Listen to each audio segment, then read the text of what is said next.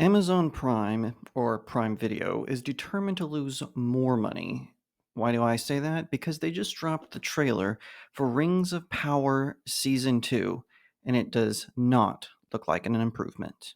'Cause I've been living life right like I could just die any minute. Go for a ride down the side.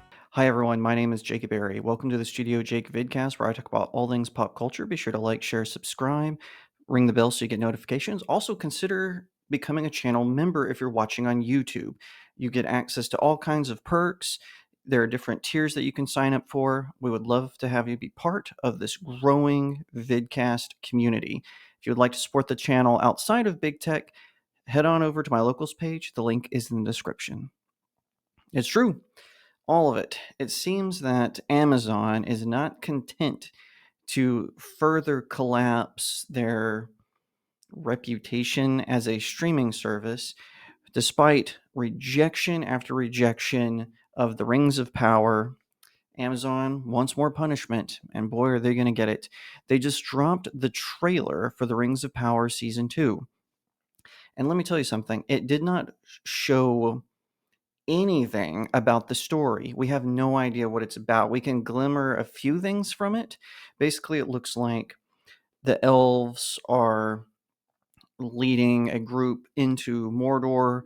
There's a suspicious looking elf that the trailer implies could be Sauron, although they do a little bit of tricky editing to maybe make you think that's not the case. They show the orcs, the Yorick, who is leading the orcs, which that's not what a Yorick is, and also some fight scenes, a few things of mine, or excuse me, a few things in the dwarf mine where it looks like they are going to build their or forge their rings, and also show some things going on with the human kingdom of Numenor. I would just like to say that this series looks like it was developed by someone who never read the books and maybe just had the Lord of the Rings trilogy and the Hobbit trilogy on in the background. Once again, now, one of the things I disagreed with my fellow commentators about the first season was I did think the costumes and the sets looked fine. That was one thing I disagreed with. Where I had the issue was the breaks from the lore, the idea that they had to turn Galadriel, who's supposed to be this wise sage, into this girl boss warrior woman that, you know, is so terrible at her job. Her own men mutiny and refuse to travel with her on her search for Sauron in season 1. Now, I'm going to say some things that are spoilers to season 1, but one of the things that is baffling to me is how many times can Sauron fool these elves? Oh my gosh, because that's what it implies, right? So he had his human form of Halbrand, and then this one it's implying that he had an elf form. And okay, I would like to point out something. If Gladriel had not abandoned her desire, or excuse me, had not abandoned her orders to go to the Grey Havens in season 1, then she would not have brought back Sauron, because she found him in his human form of Halbrand, and he was depressed and dejected and just pretended to be someone else. She's the one who brought him to Numenor first and then to Middle Earth. Gladriel started all of this. She is at fault for what is happening in this second age of Middle Earth. Like I said, these people have never read the books.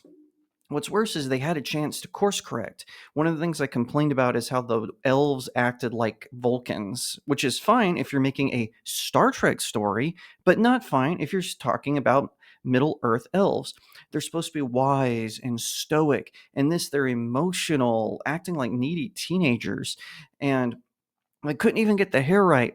They had a chance to show the elves with their long, flowing hair, but no, they're not even doing that. They can't even course correct on that. And why is Guy Ladriel leading the elves?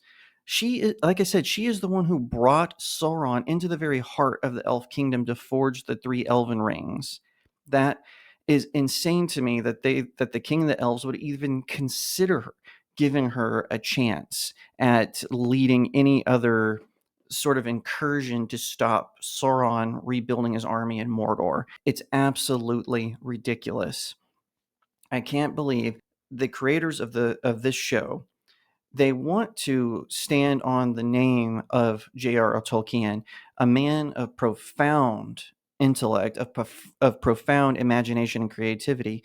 They want to mine his genius, but then they don't want to pay it any respect. They just want to slap it on like it's a label and tell their own story. And listen, if they had told their own story about this elf woman who's a girl boss and just wants to, fight goblins and take names, fine. But they're not doing that. They're dishonoring the legacy of Tolkien, the legacy of Middle Earth, the legacy of Lord of the Rings.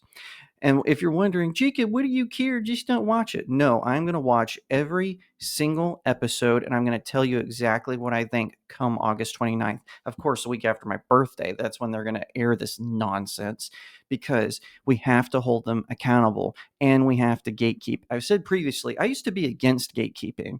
I used to be like, no, they're just fans. They have their own perspectives. And then what happens? These woke infiltrators come in and they want to force this 21st century DEI didn't earn it nonsense into a story that is timeless.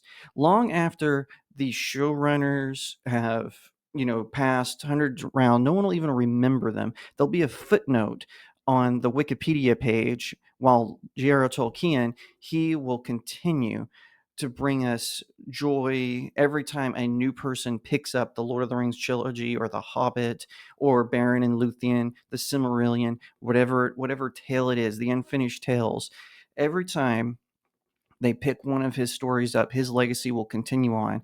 And that is partially thanks to his son, Christopher Tolkien, who did his absolute darndest to make sure his father's legacy remained intact. However, after he passed away, Tolkien's grandchildren decided to make a buck by signing a deal with Warner Brothers Discovery, who are going to make some new movies and then also with Amazon to make this horrendous TV show. And listen, I don't know who's going to be better. Warner Brothers Discovery, they're making an animated film, The War of the Rohirrim, and also a midquel about Gollum, which is going to actually be directed by Andy Serkis. So it's going to be interesting to see how that comes about. But I trust them more because of how they did The Lord of the Rings and The Hobbit. And yes, I know wherever you land on The Hobbit, it's still objectively better than Rings of Power. And listen, I am a commentator. A lot of what I say is opinion, but I will say I think it is a fact that the Hobbit trilogy is better than anything that the Rings of Power has put out. I stand by that statement. So come at me in the comments. I don't give a crap. I first read Lord of the Rings I read Lord of the Rings, Fellowship of the Ring, ahead of seeing the movie, and I was blown away. Now, the movies obviously are, they leave out things in the book, but they still cohesively pay honor to the lore, to the works, to the source material, to the author Tolkien. And it's clear if you watch any interviews with the filmmakers, even down to the set designers, just how much they are passionate about Lord of the Rings.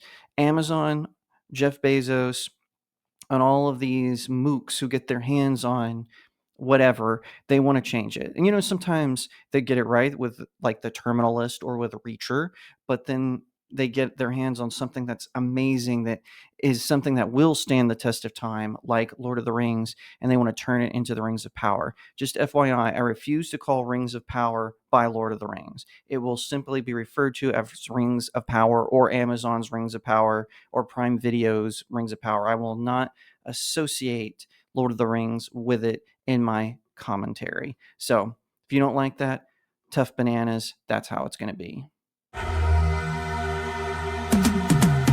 Cause I've been living life right like I could just die any minute. Going for a ride down the side, PCH, country limit. I don't need a guy.